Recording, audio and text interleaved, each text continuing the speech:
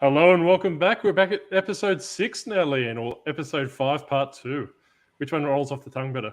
I think episode 6 sounds much better. Yeah, that's right. At least we can say that, when we strike our very lucrative donut deals, we can say we've had 6 podcasts opposed to 5.5. That's exactly right. Yeah, so that's like a month and a half worth of podcasts. That's pretty exciting, that's right. really. Well, that should be at least worth, $500,000 in donuts a year. Well, like at least one donut would be good, wouldn't it? Well, we'll take one donut at the moment. Yeah. So, welcome back. I hear the actual pressure is getting to Ethan Rushock. Oh, is it? Yes, the donut pressure is getting to him, so we've just got to keep it going a little bit more. Ethan Rushock, we want donuts. Yes, it could be tax time, so he might have his defences down. So we might be the time to try. Yeah, I didn't think of that. So agreed. Yeah. Yeah. So we're currently on episode 6. So this is part 2 of the myths and legends of eBay. So, but this week, I know we've been hyping it up a little bit, Leanne, but we have hostage 2 rolling in. Yeah, exciting. I get excited when we get a hostage. Yeah, I know. Yeah, so I even reminded to feed them. Oh, well, I'm so pleased about that. Yeah, did you give them water? I'll speak better English. Yeah, I remembered to feed them. it's starting to warm up here in the sunny Bermuda, so the octopus is getting a bit dehydrated and losing a bit of brain function. So if I trip over my words, that's probably why. Perhaps you should have a drink of seawater beside you or a spray bottle. Yeah, you get a spray bottle with seawater and give yourself a spritz. Yeah, that's not a bad idea. You might get a ponderous pufferfish back. We're no longer nemesis. He's my best friend again. Oh, is he? Oh, yes, good. Yes. He's no longer fighting. He's been behaving himself, which is good. You might be able to come back and do like a menial job, like you just said, like spray me with seawater or something. Keep him occupied. Yeah. So what's new, Granny? Like you haven't been invading anyone's podcast. Oh no, sorry, you did. You actually were harassing Uncle Wayno. I did harass Uncle Wayno yesterday, actually. We did a bit of a listing live stream to get everybody working. They seem to be extremely popular at the moment during the listing live streams. We've got a few happening. I did see. He's done a couple now, hasn't he? Like I missed the first he has. one. Yeah, I missed the first one. I wasn't there for the first one, but I did see you, hogging on the limelight. I think you had an American one as well. We did, yes. What was it with you and trying to steal Americans? Oh, well, I think it's my, just my personality. They just love me. Must be the head rollers. Perhaps they get attracted to that. Yeah, or I think, because see, there's another word. I think they call them curlers. Oh, do they? We're gonna have to write these down. Yeah. So if we do have an international hostage one day, we don't offend them or declare war or something like that. Well, perhaps we should have a glossary of a translation glossary or something. Yeah. Okay, that's a good idea. So what we're going to talk about this week is a bit of a continuation of the subjects last week. Like I said, we've got a live hostage this week who actually we can answer and bounce some ideas off as well. So, it's going to be a little bit of rehashing of what we spoke about last week, but also, a real life person, or hopefully they're still alive, a real life person's take on it. So they're a full-time reseller, to my knowledge. So I don't know, Greta, are you excited? Do you know who it is? I've got no idea who it is because you have given me absolutely nothing this week. Like at least last time you were throwing out a few hints, even if they weren't correct hints. Yeah, well, I've given a hint. I used the Among Us, tag on the story. No, I didn't get it. Didn't get it. No. Any guesses before I bring them on? No. Well, you're boring. Well, let's see. Okay, so we'll see. Well, let's talk about who's been wanting to come on. So Blake from Ballarat, who's Life of a Reseller, who's been wanting to come on. So you might have got him. And who else might it be? Could be 2 Aussie thrifters. Oh, could be. That would be good. Or one, at least one of the two. I have seen Brad dressed up in ladies' clothes before, so that would go with the he/she thing that I keep forgetting. What to call them. Yes. So that'd be fun if it was one or other or both. It could be Judder, I suppose. So Diary of a Flipper. Yes. I was about to say, I think he's locked himself in the elimination chamber. So yeah, I was going to say, I think he's a bit busy with his elimination chamber. Because Wayno's doing that. Uncle Wayno's doing that. So I actually tried to get a bit of sneaky information out of him yesterday, but he was very tight-lipped. Yeah, okay. So Wayno's not playing the game. No. Yeah, no, so Wayno's really good. If you've got to keep secrets, he knows. He's good at that. He knows where John the reseller is buried, so his secret state with us. All right. Hang on. Oh, and the other one it could actually be Chris Furlong himself, CL Furlong, because he actually said he was in a conference today. Oh, maybe he's not in a conference. Well, he does have long hair, so that could play into what I've been saying with this person. Yeah, I should have asked a few people, do they like Chuppa Chups, shouldn't I? Well, maybe that might have been a clue, or that might have been a red herring. I don't know. You never know with you. All right. Time's up. Let's bring them on. All right, give them a round of applause. All right, so do the drum roll in. We're going to bring them on now. Wait a second. We've got to find where they are. All right, here they come. Oh, that's not the hostage. All right, John. We'll talk to you next week, John. It's been good seeing you. Bye, John. All right, we're going to bring the hostage on. 3, 2, close your eyes, Leanne. Okay. 1. Hostage 2, how are you? Hello. I'm good. You can look now. Hi, Granny. Hey, how's it going? Good, how are you? You've got your Chuppa Chup and your little Octo. Got me Chuppa Chup and this one. Yep. Yes. And swinging by in his van. He's very pretty. Yeah. He's pretty enough. He just appeared out of nowhere. So that's right. Yeah. These things materialise. They're like sleeper agents. Everyone just thinks they're cute and cuddly, but they actually report back to what's going on.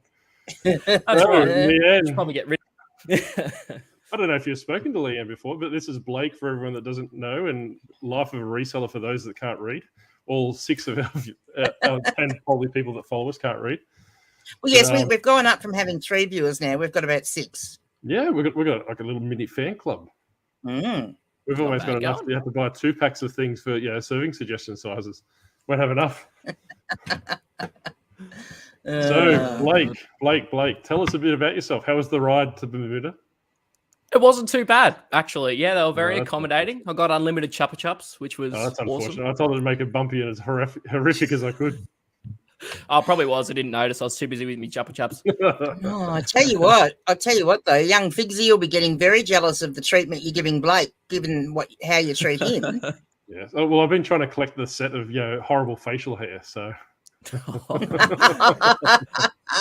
Pokemon. Right. You got to catch them all.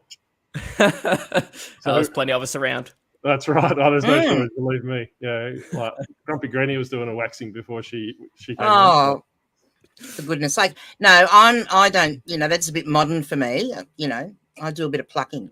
I thought you were about to say you like to grow it out. She does. Can't you tell? That's enough. Yeah. So Blake, tell us a little bit about yourself, mate. What do you do? I resell stuff. All right. That's a good show. Let's roll it up. Believe it or not, as the name says. Full-time reseller here in Ballarat. The cold place. It's cold. We've actually got sunshine today. I couldn't believe it. Very Could not believe it. It's still cold though. Still had a bit of a frost this morning. But yeah, it's sort of been reselling about 3 years. Had a bit of a break for a little while, but reselling full time since about March this year. So yeah, it's been really good. Mainly do clothing and stuff like that. But yeah, I sort of still spread my wings a little bit every now and then if I see something good. Yeah, sometimes it's a bit hard to pass up those, special things when you see them, isn't it? It is, yeah. I bet not a lot of game consoles. A lot of stuff's been coming up on Marketplace and that sort of thing. So, been getting a fair bit of that stuff, which is nice. But bit of a pain to ship. But apart from that, it's pretty good. You can't turn down a good profit. Well, so for those playing at home and not knowing where Ballarat is, so what part of the cesspit of Melbourne area is that? It's about an hour that way. I don't know. West. West. Yes. So you know how I talk about putting the line from Melbourne to Mildura and Donald smack bang in the middle? Well, you know, Ballarat's on the same line, but just closer to Melbourne. Yeah. Right. So those international people that watch us, all three of you, I'm from Australia as well, and I have no idea what they're talking about. So no hope for either of them. So somewhere in Victoria, that's where they're both from. We'll go with that. Yes. So I'm from where it's wet and cold. Yes, and I'm from a slightly warmer place in Victoria. With a high Where are you at, Grady? So I'm right in the middle, right in central Victoria. So I've got like where I am, it's an hour to Horsham, an hour and a half to Bendigo, and 2 hours to Ballarat. Yeah, I know. Yep. And an hour and a half to Swan Hill. So I'm sort of right, bit warmer. In the middle of nowhere. So she's the biggest competition, mate. Yeah, that's all right. Yeah. So, like last week, you may have heard in the back room when you're a bit tied up, is that we're going to do a bit of a continuation from last week's topics, right? So we're just going to, a bit of a mixture. So I think the best way we'll handle these episodes, Greenie, is we'll have like kind of a flashback theme to it. So when we bring hostages in, we'll have, maybe rehash the previous week if it's important enough. Then ask them their perspective. Because we're not scripted, we're on the fly, we're making it up as we go. Yeah. So we haven't had a live hostage yet. John looked a bit half dead when he came on. A bit of oxygen deprivation, I think, from that half. I think I got treated a bit better than he did. He looks a bit. He's a bit dishevelled. Dishevelled. Like, he hasn't even done his hair today. Look at him. He's happy to be alive. Well, it's probably just as well, though, that you didn't give John the reseller any chubba chups or any lollies or candy because, he's, fast enough and zoomy enough as it is. Imagine what he'd be like. Exactly right. Yeah, well, it looks like he's going to, I don't know, it might fall through him by the moment. Yeah, it doesn't look too zoomy right now, does it? No, that's right, John. Well, you better rest up, mate. We'll catch you tonight on your live. Right, bye. He's got it again. He's quite needy, that John the reseller. Always after the attention, so... Be a pretty uneventful live if he's looking like that. His new fad died. He's on, mate. These things. I know all about that. He's middle-aged now. I think he's in his 40s. So he's middle-aged spread. So he's trying to get ahead of that by the looks of it. So you're saying that you did a bit of clothing, and a bit of everything as well. Do you primarily look at clothing, or do you? Yeah, I'd say probably 95% of my store's clothing. You do a bit in shoes too, though, don't you? Or not so much anymore? Yeah, no, I do still do shoes whenever I find them. Sort of one of the first sections I go to in the op shops because they tend to sell quick and good money. So I do shoes as well. But primarily focus on clothing. Yeah, I can store a lot of it and sell through it pretty quick as well. So it's good because working with a bit of a smaller space, you can sort of have a lot more items, and some of those clothing items are worth a fair bit. So it works pretty well, I think. Yeah. So what sort of? Excuse me, my turn. So what sort of storage? What type of storage do you use for your clothing? Like, do you do racks or do you bag and put them in boxes, or what sort of system? So I have sort of like Daily Refinement, Chris, if you guys know him. Everyone probably does. The sequential system. So each bag, I put every clothing item in a bag, and it has a separate SKU number, and it goes in a box, and you're able to sort of condense that every week, sort of thing, to save a lot of space, and you don't lose items that way. I used to do tubs, but it was just taking me way too long to get through all of them. Yeah, as the store got bigger. So a bit like what I've got behind me. Yeah, exactly. Yeah, I didn't even notice that behind you. Yep, exactly like that. Yep. It's the green screen, mate. Don't fall for it.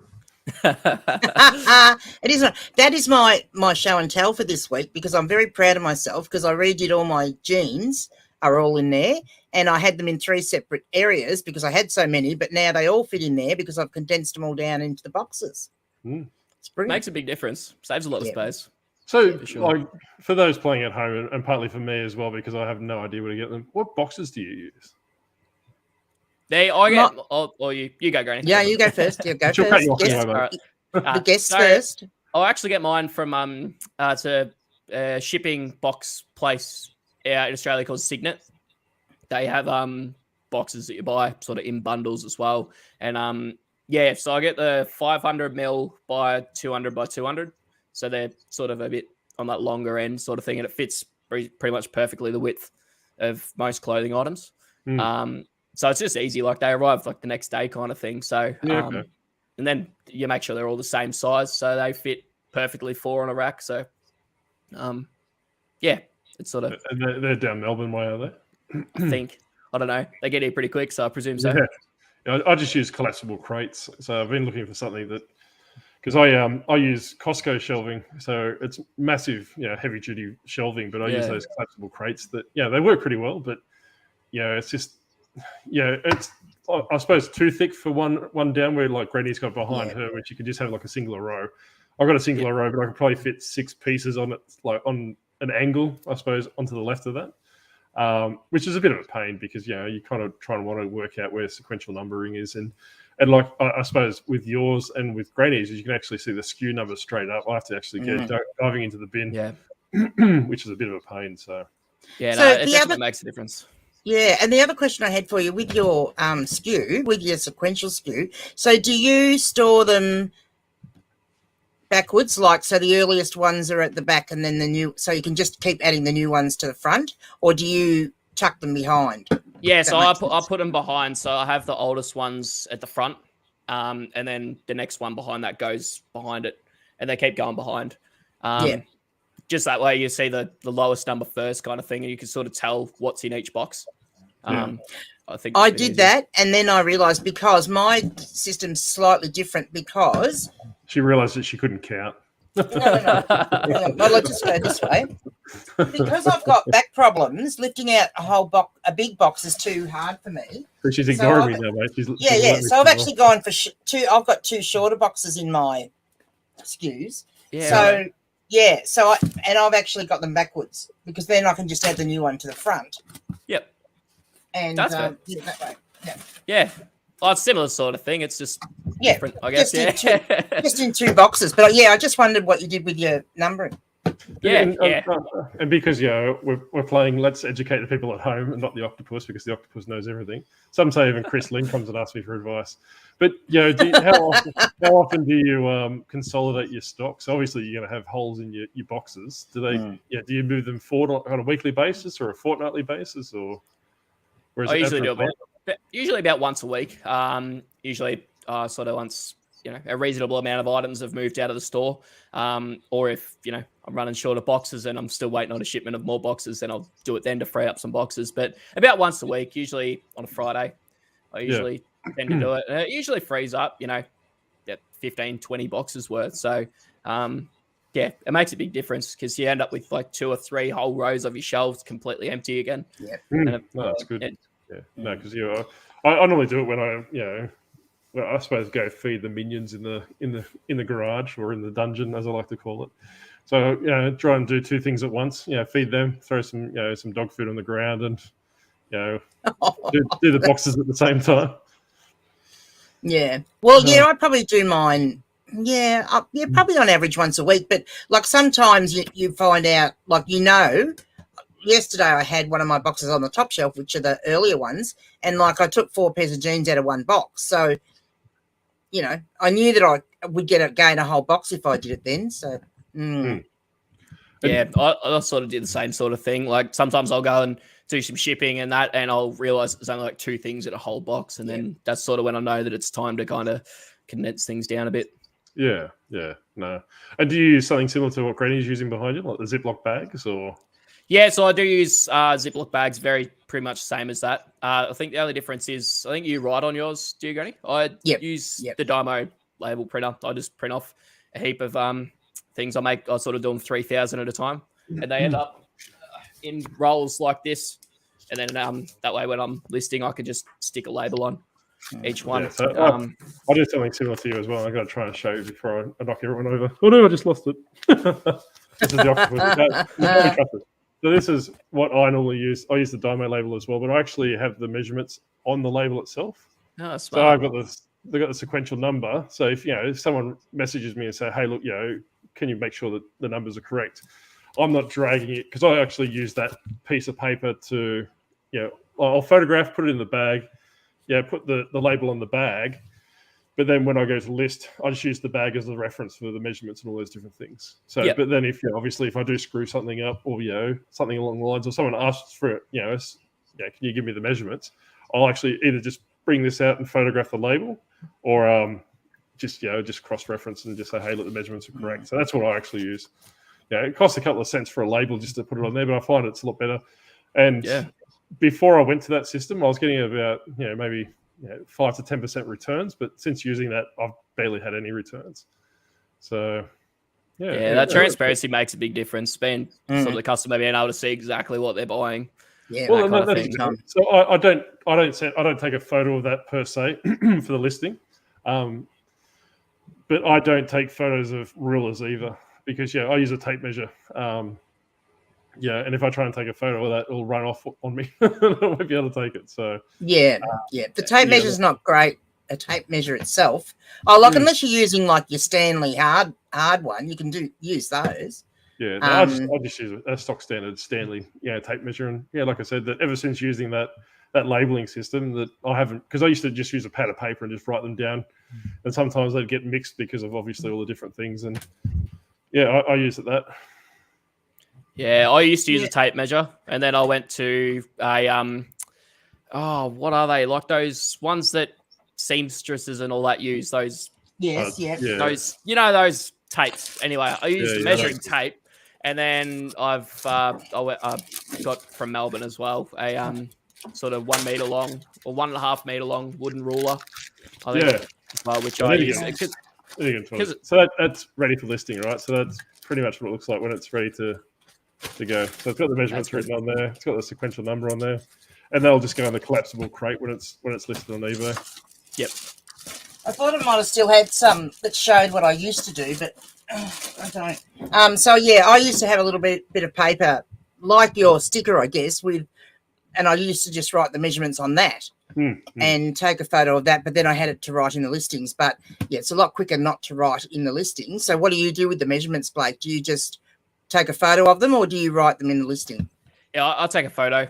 Just include the ruler measurements in the thing. But you still get people message you all the time saying, "Hey, what's the measurements?" And I just say, refer to the 8th photo or something like that kind of thing. Or I'll just look at it myself and do that. But I do have some like really old listings where I obviously didn't do the measurements kind of thing because I didn't think it was important at the time, and I wasn't doing a lot of clothing. So every now and then I still have to go out and pull out the tape and do that. But I do put just a photo in there. I think that's probably the easiest way, quickest way for me to do it. Because I'll try and be efficient. It does make it a lot quicker, and it also takes away what you've said, like, because the person's got to interpret what they're seeing and decide, if that's their measurement or if it isn't. So I think it works quite well. But the only thing recently in the last week, I've started adding a thigh measurement for jeans, because I have had a couple of, particularly if they're not stretch jeans, people will ask for the thigh measurement. So, and when you're doing it with the ruler, and I've got two, so I've got a shorter one that I broke in half, killed me, a Lufkin ruler that cost me $35. A shorter one, because I needed a shorter one to do my book. So I've got the shorter one I can use for the rise, and now I've started using it. I lay it across to do the thigh as well. Yep. Yeah, I do that with the women's jeans. I find that men don't care that much with theirs. So men don't care, no. I just do the waist and the inseam with the men's, but I do the rise and the thigh as well. It's those other two with the women's jeans as well, because they're a lot more fussy. Yes, they are, indeed. For my tentacles, I need the super skinny jeans for men's. I think that'd still be too floppy even in a skinny jean. You leave my floppiness alone. I told you I need some Botox. You might need some old-fashioned, like vintage Fabergé bubble jeans. No? Okay. All right. So they look... Blake would jump in with his, I don't know what's going on. I actually picked some up a while ago, and I think I ended up selling them for about $95. But they were around back in the 80s, and like they look like you'd never squeeze into them, but they were a bit like an expander thing, like.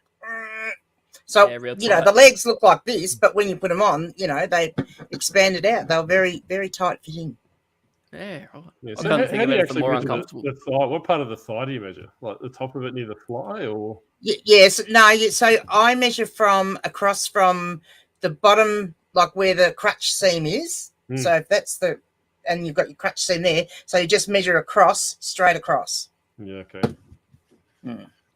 Because someone reached out to the Octopus and asked for a thigh measurement, and I said, no, I just ignored them, like a good eBay seller should. Make sure you do that. Make sure you do that. You probably thought they wanted a chicken thigh or something. Well, that's exactly right. Yeah, obviously, hey, I'm an octopus, not KFC. Don't look like the Colonel. John's giving it. Blake's giving it a good go. With what? Your dodgy moustache. You try to look like a little younger Colonel Sanders. It's a very retro moustache, really. I remember moustaches like that from the 70s. I'm just trying to relive my best years, I missed that part. Come on, I was going to say, you wouldn't have been born in the 70s, would you? Oh, God, no, I was born in 99. Yeah, well. So he's just brought the median age of the podcast down, Granny. We're it has. We're floating around 43 at the moment. So. By many years, yes. So, Blake, did you watch our video last week? Yes, I did. So do you have some thoughts on the topics that we spoke about? Yeah, I agree with you for the most part. What? No, you've got to agree with me. No. Yeah. Well, both of you both got good points. I got the better points. We'll go with that. All right, so let's talk about the points. Yes. Yeah. So what we're going to do is before we go into anything, how's everyone's sales been this week? Actually, pretty good this week. They seem to have turned the tap back on a little bit. Yeah. See, mine's been completely shut off.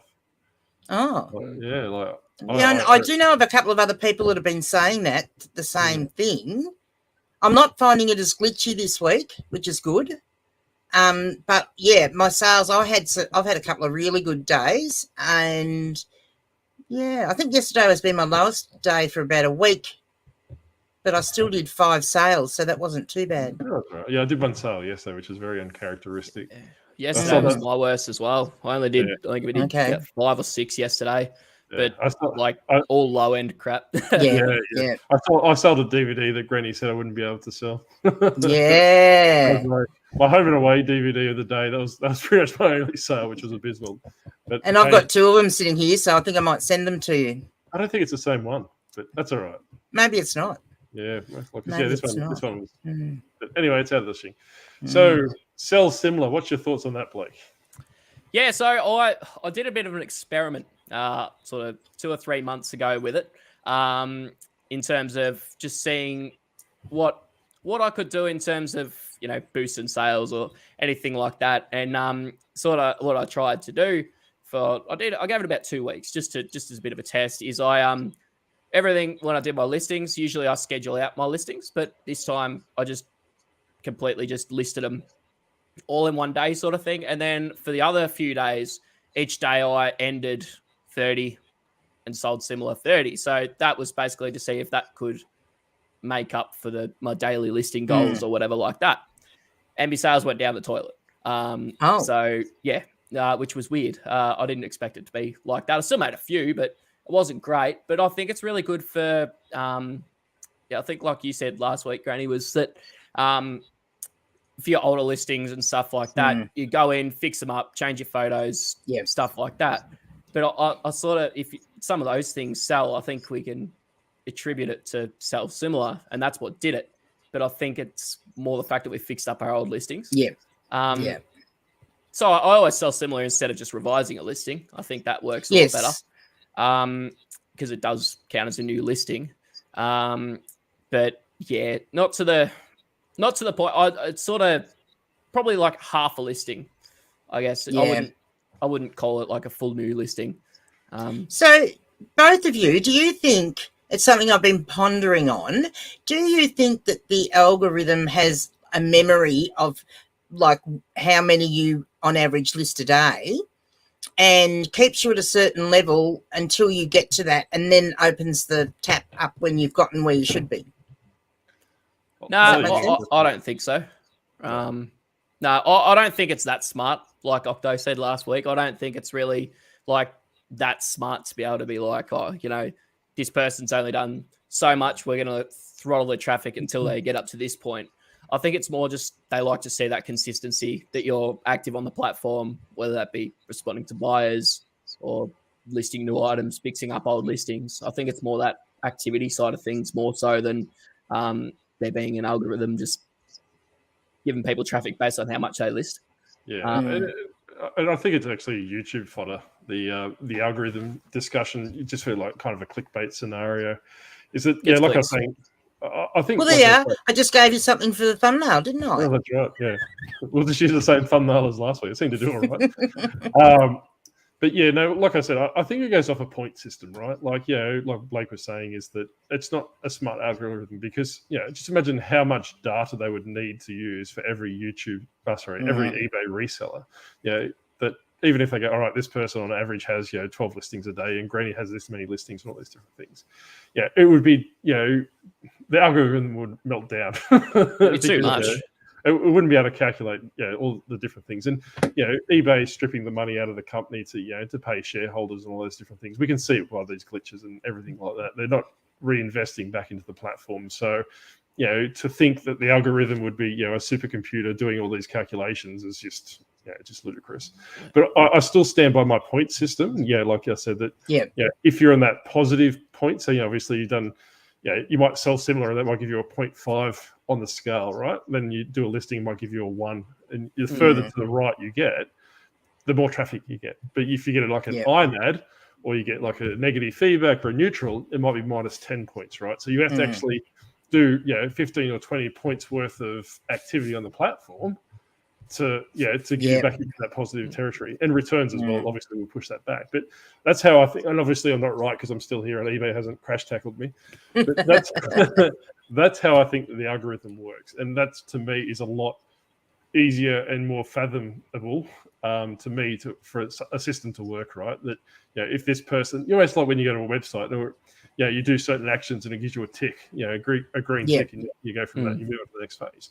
That's how I think the basic, in layman's terms, how the algorithm works is that, that you do those. And the more things obviously that I used to be per piece listing. So, I used to try and list, 15, 20 items a day. But now I'm trying to go price wise because, there's no use listing, 15 $5 items and hoping to get $500, $600 a day in sales. Where I could just 5 or 10 $20, $50, $100 items, then that sales would do those different things. So I think you still bread and butter still has a place. Like you've $20, $30, $40 jeans, but you need to look for those higher ticket items as well to be. And eBay wants to sell your items. Like they're not just going to be like, oh, they're only putting up 10 here and 15 there, so we're not going to sell their items. Like if they could sell your items and you could sell your items, they make more money as well. They just want to see that you're a good seller. That's all it is. They want to give people good customer service, and that's all it is. The skeptic in the octopus is that I think the glitches and all the issues that we're seeing is because they're trying to promote advanced listings. They're trying to make standard, all these promotion fees, right? So they're trying to jam this add-on, for lack of a better term, into the algorithm. Was probably written 15, 20 years ago. They're trying to add this new port in there saying, hey, look, if Blake's got $15% promotions on, give all the traffic to him. And it's glitching because it's probably fighting 4 or 5 different conflicting things at the same time. It's going off right. Because where do you fall in the system? You like your advanced listings, where you pay per click, and then you eventually get to the point like that. So I think eBay is going to start bleeding sellers soon. Put it that way. Yeah, I wouldn't be surprised because, like, how do they rank it? Like, like a lot of people and a lot of like YouTubers out there as well, like teaching people say, promote it like 3%. Well, if everyone's promoting it 3%, how do you rank those people? And like, that's where I think it comes down to the end of the day. You still got to have a good listing. You've got to have good titles, good pictures and stuff like that, because then you will rank higher as well. I think the difficulty with the YouTubers saying often how high they're promoting too becomes a bit of a pushing up too, because if someone gets on there and says, oh, I do everything at 10%, and the people sitting at home think, well, if he's a big seller and he's doing it at 10%, if I do it at 11, I'll beat him. Then I'll beat him. And then so then someone else thinks, oh, and so it'll just continue to push it up and up and up. And that's I think that's going to be eBay's downfall, right? Is that it's going to get to the point where the fees are probably 30 to 40% per transaction, and it's no longer fathomable to do it. Like, with the increasing prices and all these different things, wholesale, that you'll pretty much get to the point where your wholesale profit margin's gone because eBay's fees chewing up the lot. So I think that, but they've also just launched off-site ads as well, which are Google ads. So. But what I found, and I think Wayno touched on it yesterday, one of the people in the group chatted about yesterday, was that when you sell something promoted, when they go to check out, that eBay will actually show you, or the person that's bought something, competitors' items, and if they're cheaper, because they're in essence promoting those items after they've made the sale. Yes. They'll cancel your sale and say, hey, look, I'm going with Blake because he's $5 cheaper, and eBay didn't show me this before. It's because does eBay, do they? I haven't really looked into it. Do they keep part of the fee, or do they keep, when you refund all these different things? I'll have to look into that. But I think it will get to the point where eBay will probably have a grace period and say, hey, look, we'll refund 100% of the transaction fees and costs to the seller. But I think it will come to the point where they'll say, hey, look, we'll refund everything but the ad fee or the 30-cent fee and all these different things, and that'll be a revenue generator for them, because selling my item at $100, getting the $10 ad fee if I was listing it at 10%, then Blake's $85 advertising it for 7%. They give me my $90 back because they're keeping their $10 ad fee. Then they promote it to Blake. Then they double dip with the ad fee. So I reckon that's coming next. So I wouldn't be surprised to see that rolling out next year, saying, "Hey, look, because of X, Y, Z, we need to keep your ad fees. We're not giving those back." You can see they're getting more and more sort of, I guess you could say, money hungry, I guess, in a way, to the point that they're trying to implement all these different things, sort of like a pay to win kind of thing. Which is making it harder, especially for newer sellers as well that don't have that cash flow. Like, you're trying to compete with people that have bigger stores and can sell things, quicker for cheaper, and that while they're just trying to get their toes in the water. It's hard. Like, oh, absolutely, it is. And I also think that, they've got to understand that there is going to get that point where it's all fine and well to be trying to make more money, but if the process that they're using to make more money is turning away the people that are actually making them the money, they've got to get to that point. And I don't know how we get that through to them, but that's the one thing that they need to be very careful of. All right. So if I was eBay, what would I care? Like in Australia, is eBay Australia, right? So US market and UK is a bit different because they've got Whatnot and the different platforms. But as eBay Australia, which I run the monopoly on, secondhand platform, why would I care? I own Gumtree, I own eBay. Amazon's hard as anything to crack into, and primarily associated with brand new products from China. Imports from Alibaba and AliExpress. But why wouldn't eBay keep squeezing and squeezing and squeezing until a competitor comes up? Or I think things will change once we see either Amazon open up like it is in the States, or a platform like Whatnot comes over. But then with your Whatnot platforms, like in the States, is you need some sort of following, to be somewhat successful. Well, we'd be right with that, Octo. We've got a following. Well, that's right. We're the 6 people. We might be able to swing one. We'll have to take Uncle Wayno. And you've got a YouTube channel too, Blake, to do with reselling.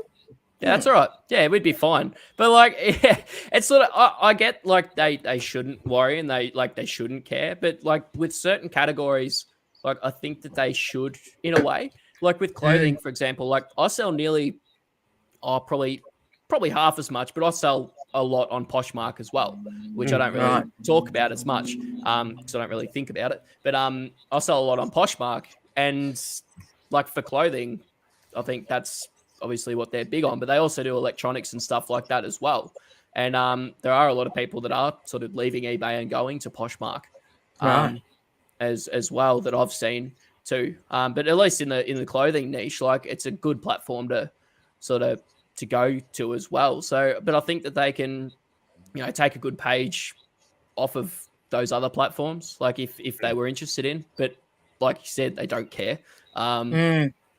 But like, I know that Poshmark's I just got an invite the other day actually. So I'm approved to do live sales and auctions on Poshmark now. Oh, okay. Well. So similar to Whatnot, pretty much, but it's on Poshmark as well. I know the US had that, but it seems like Australia's got it now too. So I think that more sites do that live auction kind of thing. You know, it's going to take a fair bit of stuff because you can move a hell of a lot of inventory really quickly. Through that kind of thing. And I must actually have another look at Poshmark because I know early on when I first started reselling and I'd thought of going, you know, doing the whole cross-listing thing, but Poshmark didn't. Where I live, I couldn't sell on Poshmark because they only used, was it Sendle they used? Sendle. Yeah.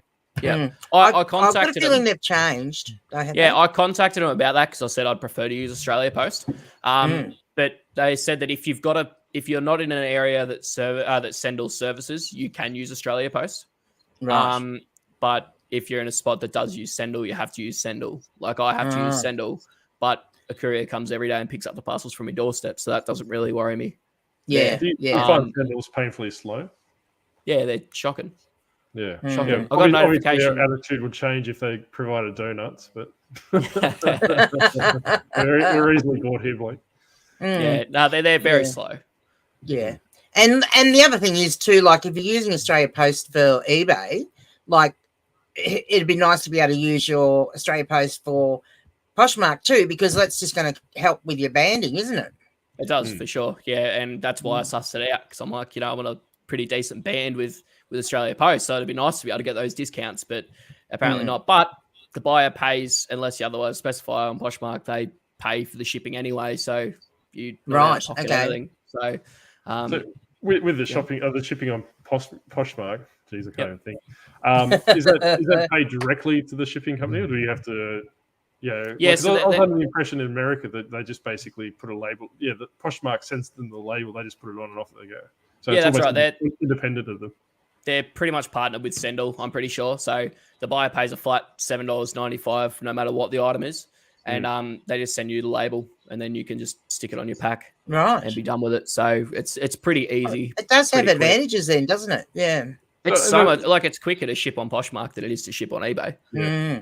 And just to bounce off of what you just said there, imagine how much eBay would change the landscape if they turned around and partnered with Australia Post or Aramax or something like that and said, you know, regardless what you bought on eBay, it's $7.95 postage. It'd be huge.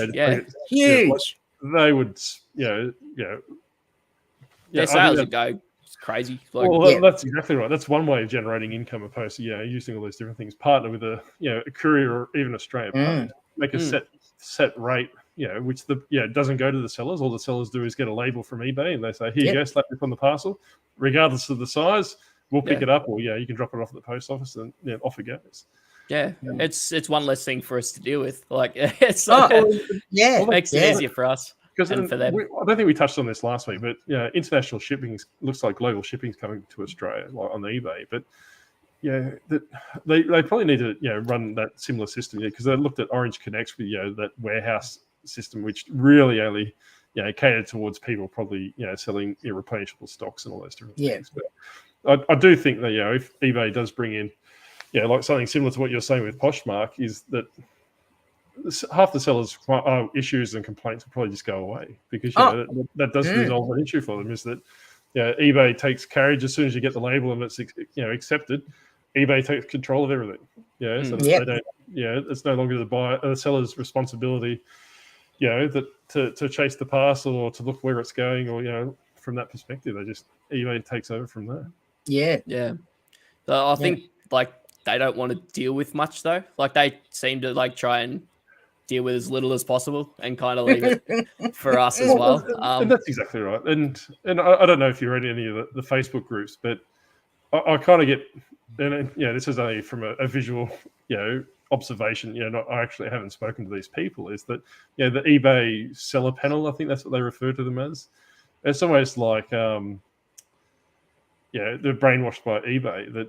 They really, when you say, oh, hey, I'm having this issue, or look, this is what's going on with eBay, they jump to eBay's defense. And it's like, well, no, this is the stuff that you need to report back to eBay. You don't need to.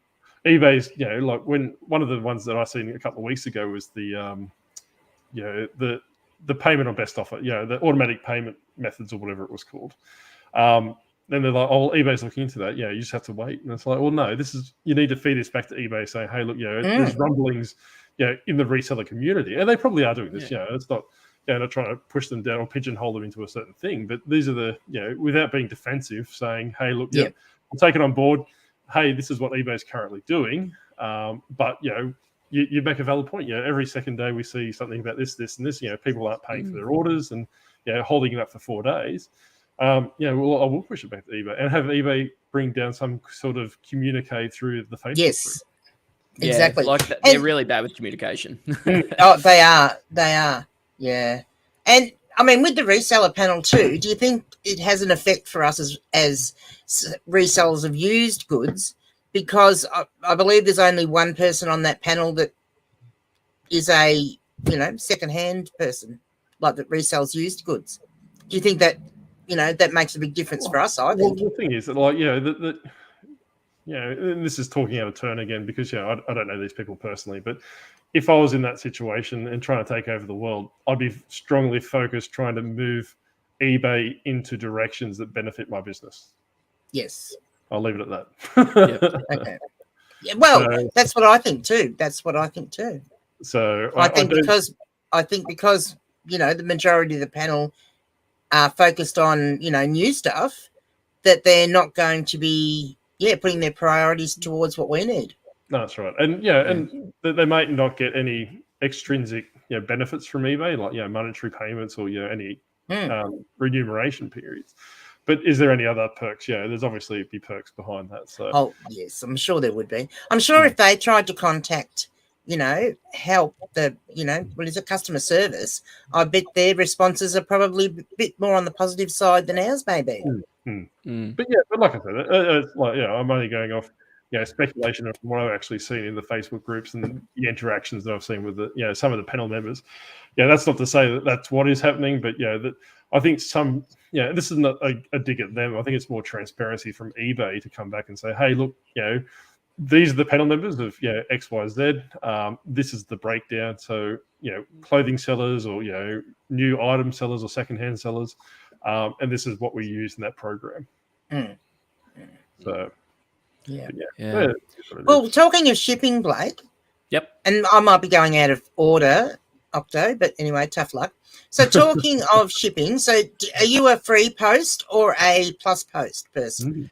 I've juggled between the two. Once again, doing my own little tests and stuff like that. But I'm best plus thing post. to do.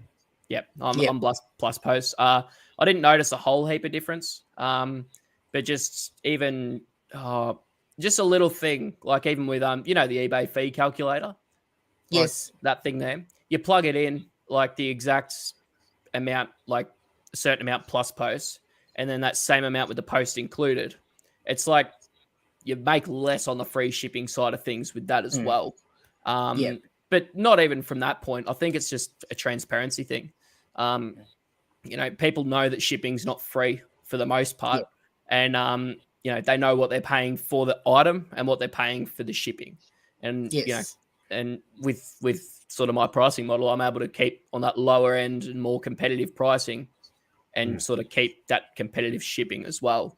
So like with like the Australia Post bands discount, like I don't forward all of that onto the buyer, but when we have a price hike, I don't put my pricing up to the 1060 or whatever it is now. I just leave it at a flat.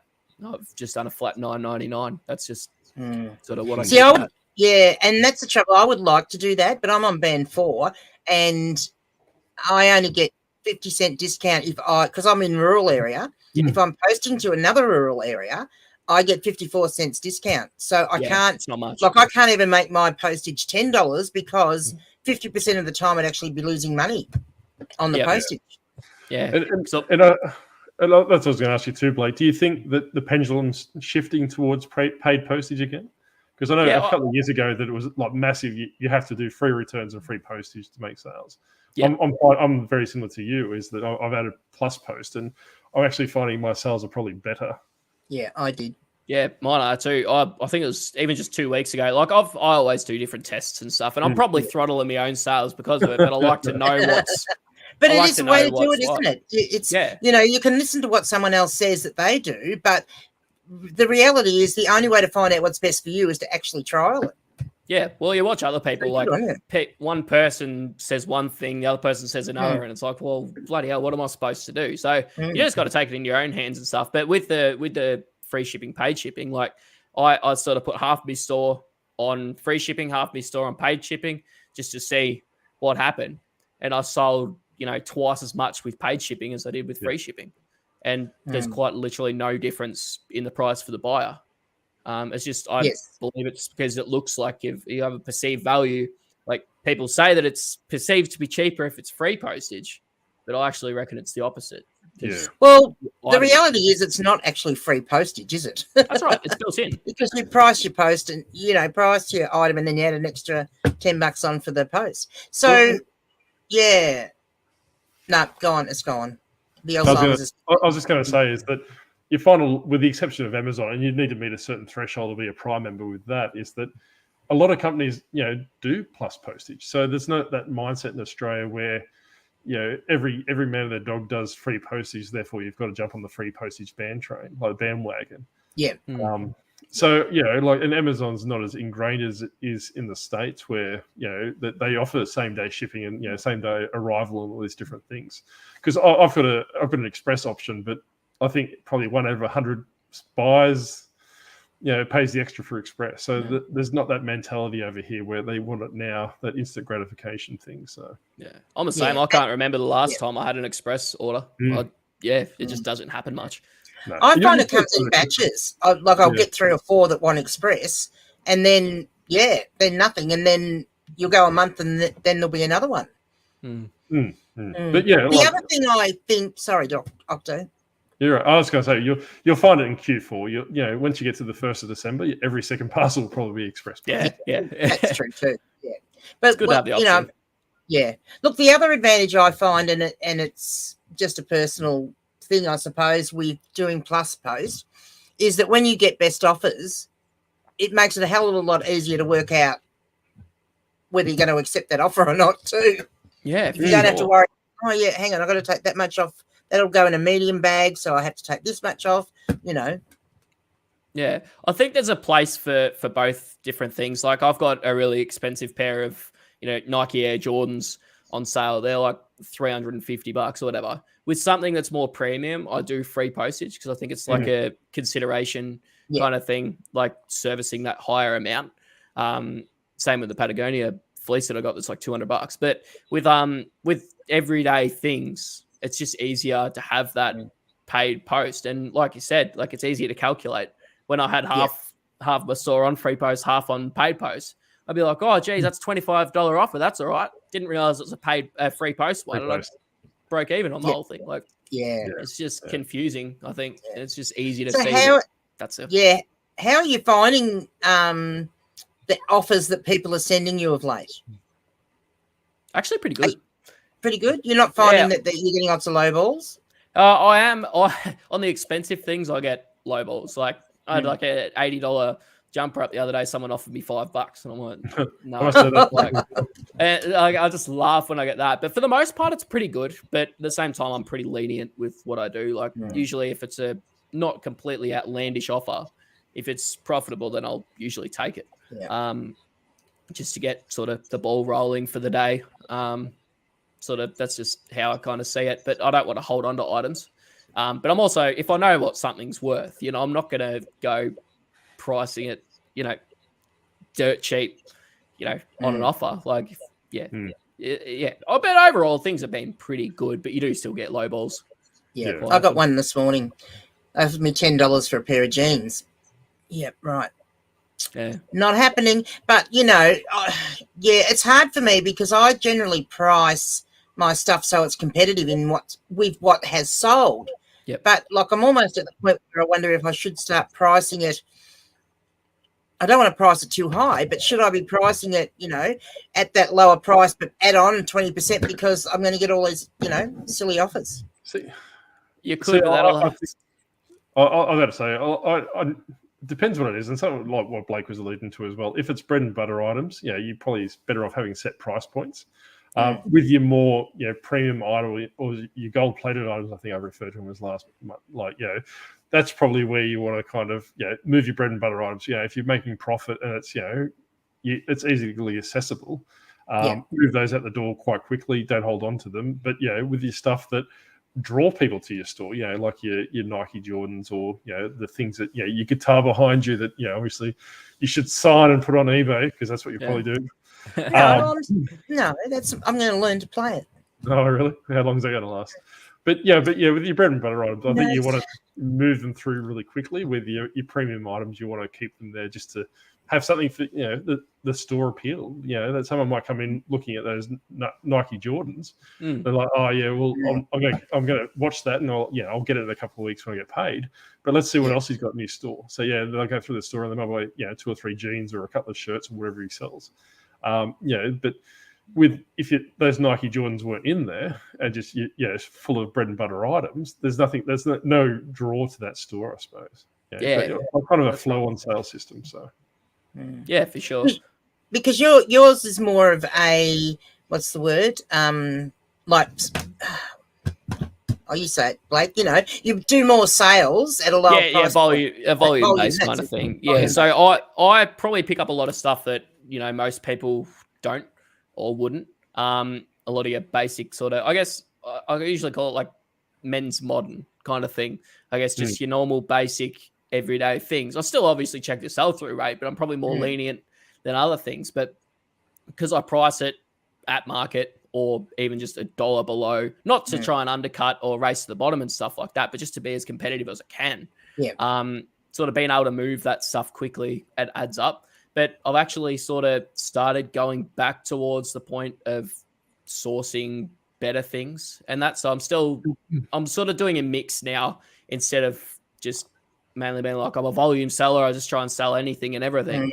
It's more, I'll still sell those other brands, but, I'll try and actively source the more expensive, better items as well. But mix it in with the bread and butter stuff. And I think that it really, and this is what I've noticed because I've been selling on eBay for probably part-time for the best of 10, 15 years, is that, what caught me out very quickly was that I didn't look at, certain periods through the year, right? So generally from about March to September is kind of a slow off period. So where I was, stocking all the, the really high priced items, they weren't moving as quickly. So what you were saying was being a volume seller, you always need like a hybrid store where, you're primarily sourcing that volume stuff in that period. So you can, in, out, but you also want to be sourcing, the high end ticket items for the Q4 period, because that's where people have got the cash. You don't, like I said, this is my first year actually selling secondhand clothes, just as a bit of a side project, just to build some funds up in that respect, because I can't stand clothes. It's only by pure perseverance that I'm doing jeans. But I'd be curious to see how they perform at Christmas time, because to me, that's not something that you would give as a gift as a secondhand pair of jeans, unless like we were talking about the other day, Granny, is that that they are a vintage '80s pair of Levi's, or they're really ones, Well, that's right. Yeah. So someone collects that certain line, or that they really want that certain model, but that pool probably drops off dramatically towards the end of the year. Yeah. So I guess it does, but at the same time, people wear clothes all year round as well, and I guess especially with you're not a person though. Stuff like jeans, people do wear jeans all year round. I guess, but it's sort of one of those niches I think that will stay pretty stable. But it will probably die off a little bit, but it might go completely opposite. So it's sort of it's unpredictable. You never really know. Well, and that's part of the reason why I suppose I gravitated to jeans as just like a bit of an easy target. Because like you said that everyone wears jeans, and this I think Granny and I were speaking last week about it, was that jeans is almost like a casual dress wear. Like if you go out for dinner. You go out for dinner, everyone wears jeans. They don't dress themselves up unless they're going to those different things. So you're right. Jeans are something that will sell all year round. But with like jumpers and cardigans and all those different things, there's a strong drop off of those. So I'm very selective what I source. And I'm starting to source, like denim shorts and stuff, all lines of that, in addition to my different things. It just is primarily as a bread and butter component of the store where I'm trying to do all these different things at once as well. But yeah, I get what you mean. Like I'm sort of similar. Like I guess sort of as we're coming sort of to the end of winter, start of spring, I'm starting to source those other things. But it's almost like I do opposite sourcing in a way. Like in summer, I'll get all the other stuff for cheaper. And then in winter, like I'm still buying board shorts. Like I've got a person reached out to me sort of thing. I'm buying 50 pairs of, your normal bread and butter board shorts off them for like $2, $2, $3, $4 a pair kind of thing. Because I know that in a few months' time, they're just going to go. Yeah. So it's sort of, you got to be opportunistic and just take the opportunities that you do. And that's right. And I did the same thing last week because one of the op shops around here was having a half price sale on their winter stuff. And there were some items there that were too good to leave behind, paying $2.50 for them. And so I bought them and I've just stuck them in a box and put it in my front room because there's just no point. They're all jumpers and stuff like that. I'm not going to list them now because now I'm starting to list the longer sleeve tops and going into that spring wear. I can't see the point in wasting my time listing them. So that's going to be a winter box. So this time next year, I'll have, well, not this time next year, but just before winter starts next year, I'll start having stock, already put away to ready to list. Yeah, it's a good way to do it if you can afford to sit on it. But even so, like I just list everything. Even if I pick it up, I'll still list it because it's on my store. Like I'm still selling, heaps of board shorts. It's still one of the bigger categories. Like it's not an expensive one, but you get them for cheap. I don't think summer stuff is needs to be done the same way as the winter stuff, really, because there's a lot of places in Australia where it's hot all year round and you're still selling summer stuff all year round, I reckon. Yeah, for sure. And further to what Blake was saying as well, is you're thinking too small, Granny, like international markets. Because, if you list now, like, you're like that, you could potentially, get the northern hemispheres moving into, into the autumn, winter things. But I think I'm more like Blake, as I'd actually just rather throw it up because, going back to our first episode, like the death poll thing is that, you'll eventually get to the point where you run out of room or, it's dead. That's true. You'll come around next year and you're like, I really can't be bothered listing this stuff. I'll just redonate it. So that's what's so good about international stuff. Like I'm selling almost all of my shorts and stuff like that exclusively to the US at the moment. Like a lot of it is going international. It might only be a $20 pair of shorts, but they'll pay the $40 shipping to get it over there, which makes no sense because it's not worth it. But obviously someone still wanted it. Someone liked it enough to buy it. So you've always got that market as well. I think it's sort of underrated a bit as well. I don't think people realize how much money can actually come from international sales. Well, absolutely. And I think we talked about it last week, Granny, is that, one of my items that I list in my store is that, I target specifically the international market because that it quite quickly sells out in their market. And we've still got readily access to it. So I just pick it up for retail. I don't even get a discount on it and, make 3 times more money just selling it to that international market. So that's pretty much, like I said, that back to my original statement in the first week is that I think, like what Blake was saying, is just list it as soon as you get it because then it's out of, and you've got an opportunity to sell it. So well, you're still storing it. Like whether you're storing you're still storing it, but it's in your inventory system up there for sale. So True. And when you sell similar, you can destroy your store with it. Yeah, exactly. Yeah. Well, I do the sell similar, but I only do 5 a day, so I certainly won't be doing 30 a day now. No, well, I was just trying to see if it could be seen as a substitute for listing, which Were you I knew changing it wouldn't be. on them? Were you changing anything on them, or you just? They were just honestly just my ended older items. It was just a strict experiment to see, if that would be. I knew that it wouldn't be because nothing beats putting up new items in your store. You're growing your store and more things for people to buy. Because I think John put up a video saying that sell similar is it's just the same item coming back. If they're not buying it the first time, they're not going to buy it the second time. But I was just able to prove it to myself and that sort of just get your ass up and start listening. It's sort of there's no shortcuts. There's no laziness about it. You got to grow your store to make sales. It's as simple as that. I suppose leading into our next topic is that you like a bit of wholesale, but what do you prefer, wholesaling or actually thrifting or going to the op shop? I prefer thrifting because it's fun.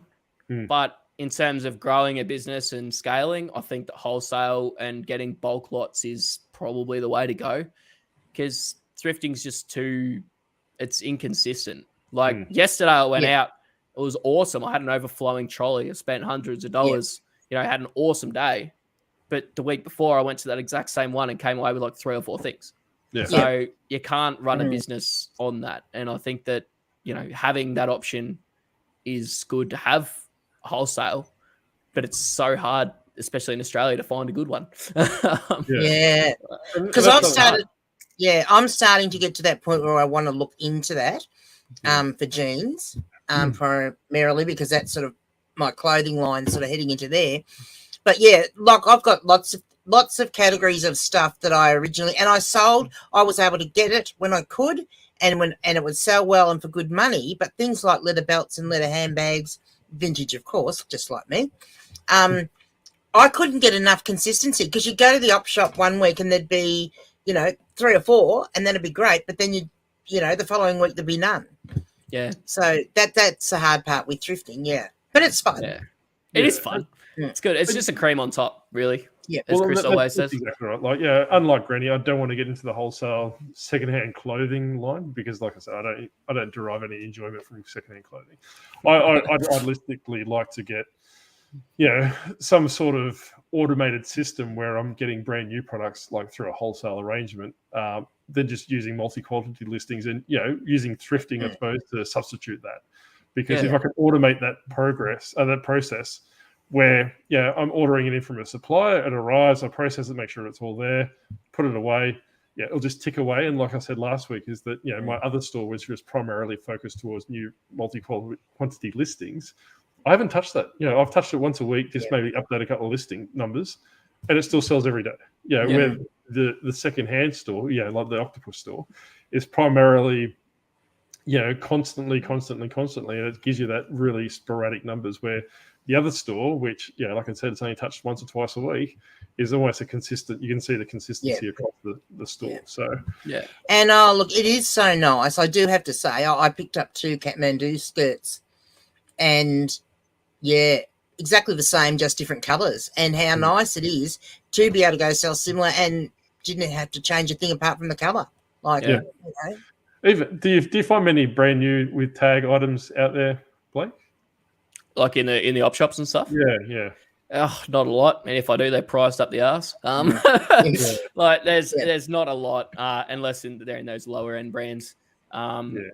Or if, a store's shut down and they've donated a heap of stuff. I see a bit of that in Melbourne.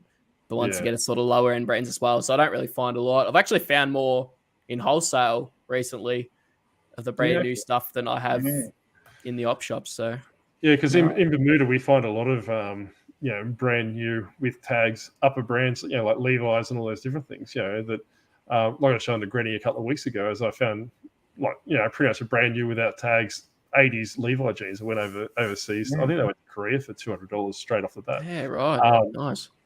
And the price is the exact same price as what the second-hand Levi's are.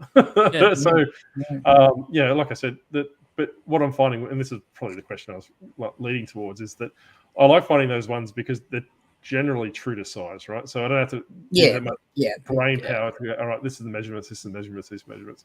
99 times out of 100, I'll just go, all right, it says 36, 32, or whatever it is. I'll just roll with that figure. Because it's a brand new item. It's clearly hasn't been worn or clearly hasn't been washed. I'll just roll with that. And they're the ones that I'm trying to work out how to get sourced to that. Yeah. Oh, yes. But however, now let me just tell you this one, because there are quite a few out there that you'll get that are like new with tags in the op shops. And I've got one in particular. Look, it's about a 2-hour drive from me to Oyen, but they have a brilliant, and everything's $2, all the clothing. But they seem to get stuff that's perhaps been mislabeled, because quite often I have picked up stuff from there and really good brands and stuff. But when I get home, and even though it's new, and you can tell it's new, but the measurement on the tag is nothing like the actual measurement of the jean. And I think that's how it's finished up where it has. They must get some wholesale lots from somewhere, I think. of stuff that it has been mislabeled. Yeah, I've got a few like that as well. Yeah, so I've never come across those because I do a random QA QC checks of a couple of the garments. Yeah. And it's pretty much what someone's and this is going to sound pretty morbid, but it's probably someone's estate sale and they've just donated what they've bought. So for both of you, question with new with tags, do you list it as a new item with tags or do you list it as a pre-owned item? Not new. I list it as new as well. Yep. I've had it a few times, like if I get it like out of a bale or a wholesale and stuff, it'll still be wrinkled and stuff like that. And I don't iron a lot of stuff because it's a lot of... Well, you're a bloke, so yeah. But it's a lot of extra effort. Like I haven't found to make a massive difference. But if it's got a couple of small wrinkles, I'll make a quick note. Look, it's brand new. It's never been worn. It's wrinkled from storage or something like that. Yeah. But it's still new. It's never been worn. So I'll still list it as brand new. Okay. I'll do something similar, but I'll just say that due to possibly like retail storage or something along the lines of that, that's where the wrinkles came from. So well, see, Granny's started taking a different tack on that because eBay actually treats new in a different category than they do used. So essentially, if you're listing a new, even though it's jeans, it's going into new jeans, not into used jeans. So if you want to keep your used jeans ticking along more, and I just list them in the used jeans section. Yeah, I guess. And I just say they're new with tags, but pre-owned new with tags. Yeah, I guess. But then if you're looking for those people that are after new jeans as well, you're probably not in that sort of.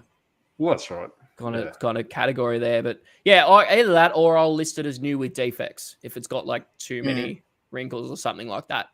Because it's still new, but it's, I guess you could say defective because it's not, ironed completely straight and perfect. Like, But then when you look at new category, but then when you look at a lot of people's photos on eBay, they're not too worried about any of that, are they? No. Like I still have a standard. Look at that. It's why you don't work with old people. Jeez. Medication time soon. Woohoo! We're all. Geez, we've gone over time again, Granny. Time flies. We've gone way over time, and we haven't really even touched on wholesale. No, that's right. There you go. I suppose we'll wrap it up with one last question on wholesale, right? And Blake and I had a bit of a conversation about this previously. Is that I personally think that wholesale is flavor of the month at the moment. And it's going to get to the point because I think a lot of people, and correct me if I'm wrong, Blake, because you do wholesale, is that wholesale's a little bit more expensive, but you get the stock come to you, right? It is. Yeah. But I think with all the YouTubers and, obviously a lot of people, putting wholesale out there and all those different things, it's going to get to the point where the demand outstrips the supply. And it could possibly be there now, right? And I think that unless you already have pre-existing channels like Blake does and a lot of the other people that do it primarily through that sourcing, it's going to be prohibitively expensive because that I know I was talking to one of the Octopus's friends and they were saying that Levi's, for example, they were wholesale, which was like $16 or $17 a pair, where I can get them quite readily accessible for $7, $6, $7, or $8 a pair. And sometimes half price, right? And I can pretty much outdo myself with what I would want from a wholesale lot. I can pretty much pick up in a day through my sourcing run. But I do think. Sorry. It depends where you are too. Like if you're in America, like I know that their channels and like the US and the UK and stuff, like their channels are a bit better than us. Like for me, like honestly, I'd just say if you're in Australia, like look international as well, because I've tried nearly every wholesaler in Australia, and like some are good, but it's harder to find good quality stuff. And I think.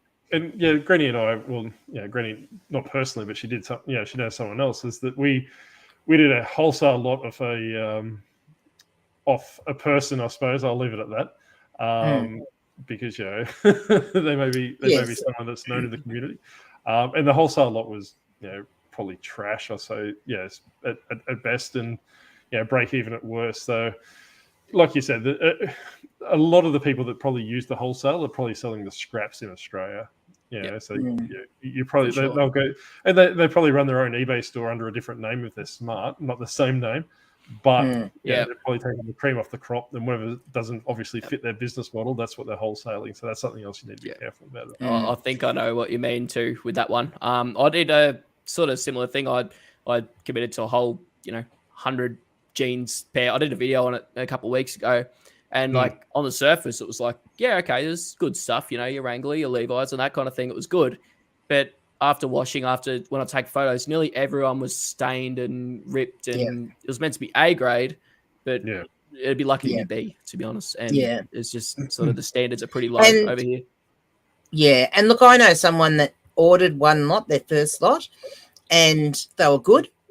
Like I didn't see them after they had processed them. I saw the brands and things they had were good, so they ordered a second lot, and the second lot was a lot less desirable tags, shall we say? Same so the enticement was there. Yeah. That's why I committed to the there in the 100 first one. Yeah. Okay. Yeah. That's why I committed to a bigger purchase, because the first ones were great. So it's like you've got to do tests and stuff, but do be aware that sometimes they will be like to try and entice you. They will give you some good stuff, but then you'll go back again with a bigger order, and it'll just be like no garbage. Like you just got to be careful. That's a challenge with the wholesalers. You don't really know what you're getting. Well, that's right. Unless you can get a video call with them and stuff, which can be a challenge within itself. Yeah, and I think Diary of a Flipper mentioned in one of his earlier videos was that you really, and I think Chris Furlong as well, and you may have said it yourself, Blake. They all put into one. All you humans look the same. Is that you want to clear guidelines as to the wholesaler? You need to build those relationships up. You're not going to throw an order on through a website and get pretty much S-class stuff that you want, all grail items. Yeah, they'll give you anything. Well, that's exactly right. And like you were saying, is I know Judd has probably had video calls with them before, and built that relationship up. So he's higher in that hierarchy ladder than just someone just randomly buying off eBay or buying through the website. So. Yeah, for sure. You have to build those relationships and stuff. And like it might seem hard doing it international and stuff like that as well, but like they're still people. Like you deal with them the same way. You just gotta build and try to come to some sort of mutual agreement, because like a lot of them, behind the face of their website, you can come to a pretty reasonable deal, I think, overall. And like it might seem like they're not up for negotiation, but they are. Because they want the customers as well. Like we like cash flow, so do they. So that's exactly right. That's what it comes down to, cash flow, isn't it? And and you probably are looking at big ticket items. You're not going to impress an international seller of a wholesaler, I suppose, with saying, hey, I'm looking for 5 pieces. Well, that's it. You need quantity. So I mean, no, it's going to be as much as I know that's where I'm sort of perhaps going to have to head to scale up enough. I mean, I'm not there yet, but I'm sort of getting myself prepared and doing the research now to see what I need to do to make that happen. And it's probably something that I need to look at just purely because of my location. Because everywhere, if I can get stuff delivered to my door instead of me having to travel 60, 70, 100 kilometres to be able to get to an op shop. Op shops, before we go, I do have to ask you one question, Blake. Yep. What's going on with those op shops in the strip in Wendouree? What about them? My God. Oh, they're so expensive. Yeah, I know. They're going up the crap. I know. Oh, my God. There's I know. I barely even go up that way much anymore unless I find the odd thing. But, I mean, you go into the Salvos in the main shopping strip in Wendouree, and they're selling stuff so expensively, and then 2 blocks behind them is a Salvos thrift store with normal prices. Yeah, the one in Delacombe. I know a few people there and stuff. They're really great, but they have bucket pricing. It's all shirts are like $3, all jeans are $3, all pants, shorts are $2. Like, and that's great. That's the best way, because they have a full shop all the time, and they got a line up like at the counter. People just buying. So that's where I need to go. Yeah, little tip for you. Don't clear out all the good stuff, but like it's but there's none of those stores around anymore that do that kind of bucket pricing, I think, and they probably make more than everyone. Yeah, and look, a lot of the small independent ones in the country do, but they haven't got people coming in there all the time. From that are resellers. So I've got that advantage. But it's a good way to do it, I think, because they could just they move a hell of a lot of stock. I'll tell you that. Yeah, well, because that one in Wendouree, like particularly the Salvos, I think they think they're a designer store or something. Because the last time I went in there, I think they wanted $35 for a pair of Sass and Bide jeans. Yeah, there's a pair of Blundstone boots I found that were $80 and they were pre-owned. And there was also I went in there to look at the men's jeans. And the last 3 times I've gone in there, there's been no more than 5 pairs of men's jeans on the rack at any time. Wow. And they're pretty much the same ones that were there 2 weeks earlier. So it's just, I don't know what they're up to really, but they can do their own thing. I just probably won't buy much from them. Yeah, exactly. There you go. So if any of our 3 followers are from Salvos or Vinnies, do bucket pricing because that's how you're going to make the money. You'll sell more. You'll make so much. Oh, they will make so much more. Yeah, but it's, All right, I think we should wrap it up. So Granny this week has got the honours of doing the shout-outs because apparently I screwed up someone's name last week and called them a pole head. So, so Granny, is there any? I haven't seen any octopuses yet, so no one's tagged me in any octopuses. Oh no, I have. Yeah, I have seen an octopus. Now, there you go. Blake's got an octopus. Who posted that? Someone did. Yeah, and someone posted a TikTok. Who posted the TikTok of someone actually cooking squid? Oh, we won't talk about him. Yes. So, someone did that. But yes, please send in, or no, let me know on Instagram if you have got a picture of an octopus, or post it and tag Octo or myself or both, and so that we can show your pictures of the octopuses. That's octopi. That's a very long plural. Well, because octopi is not actually a word, is it? That's the plural, isn't it? No, it's not. Yeah, they're octopuses. Octopuses. Is it? Yep. No such a word as octopi. Wow. there is, but it's not in the context of what. Yeah. Huh. They taught me that in school. Octopi is when you get the octopi, the octopuses, and put them in the pie and cook them. Yeah, octopi. I think it's, and Ranger Stacey will probably correct me, but I think it's the genus. Like we would call it as a cephalopod. I think octopi are kind of like a little bit of an umbrella. Whatever is octopus or octopuses fall under the category of octopi. But I could be completely off, and someone in the comments will probably correct me. But that's my understanding of it. So yes, do my shout outs. Oh, who am I shouting out this week? No, whoever you want. Blake, obviously. Oh, we'll shout out Blake. Yep, we're going to shout out Blake. So, go and check out Blake on Instagram and on YouTube.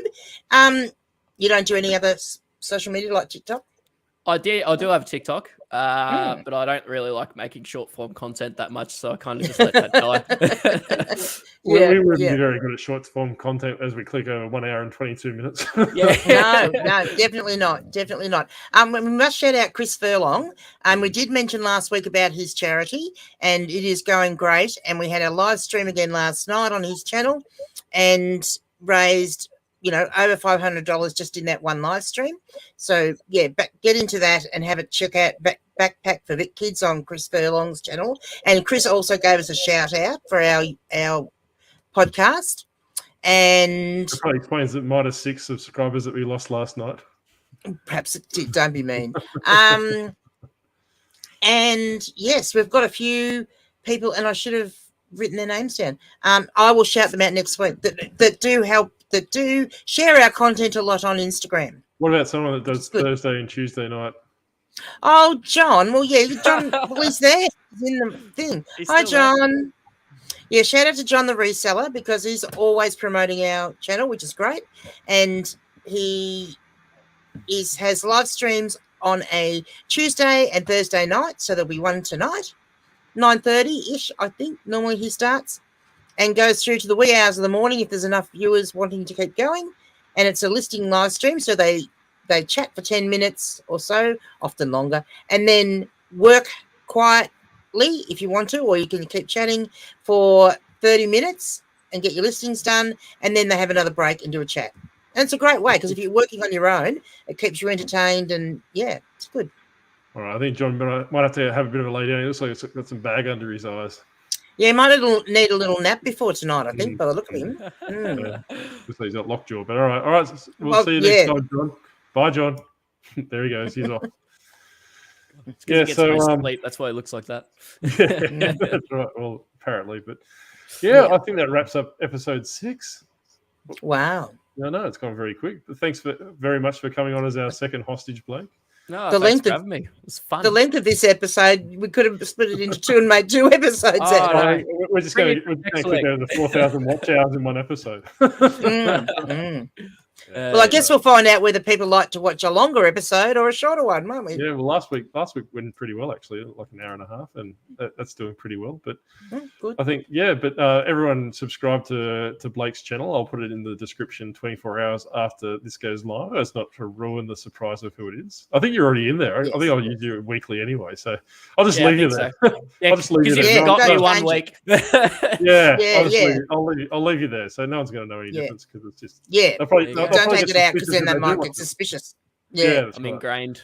But go check out Blake's content. It's phenomenal. You just have to put a paper bag over his head to get rid of that horrible moustache. But hey, not everyone's as good looking as the octopus, and it's a lot more manageable. I can handle the moustache. I can't handle Chris Furlong's long hair. So hey, I used to have long hair down below my shoulder blades. So lucky I cut that off.